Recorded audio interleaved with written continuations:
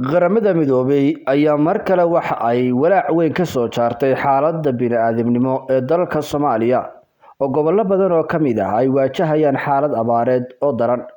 Ku-xigeenka xogayaha guud ee Qaramada Midoobay Martin Griffiths ee arrimaha bini'aadamnimada ayaa warbixin uu soo saaray waxa uu ku sheegay in xaaladda abaaraha ee ka jirta Soomaaliya ay maraysay heerkii abid ugu xumaa.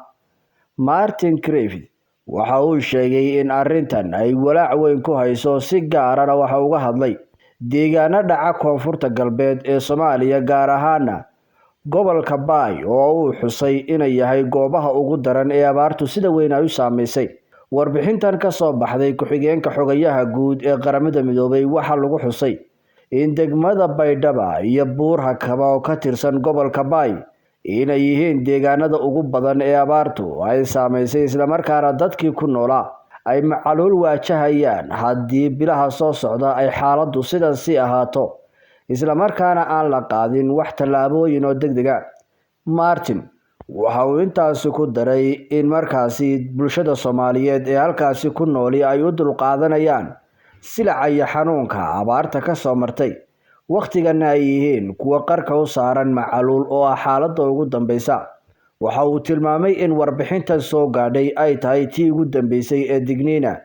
loona baahan yahay in si dhaqso ah dadkaasi gurmad degdeg loo gaarsiiyo ka hor intaan ay sababin in dadku ay gaajo darteed u dhintaan. Master Martin oo hadalkiisa sii wata waxa uu sheegay in xaaladda abaaraha ee Soomaaliya ay la mid tahay midii sanadadii 2010 iyo 2011 ee ku dhufatay geyiga Soomaaliyeed, waxaana uu sheegay in haddana ay ka halis badan tahay tani haddii aan gurmad degdeg ah lala gaadhin. Gabagabadii hadalkiisa waxa uu ku sheegay in abaaruhu ay sababeen sidoo kalena in ka badan milyan carruur Soomaaliyeed ah oo ay la soo darsi karto xaalad nafaqo darro ah marka la gaadho bisha Oktoobar ee sanadkan 2022. Waxa uu xusay in ay dadkaasi gaadheen waqtigii ugu dambeysay noloshooda,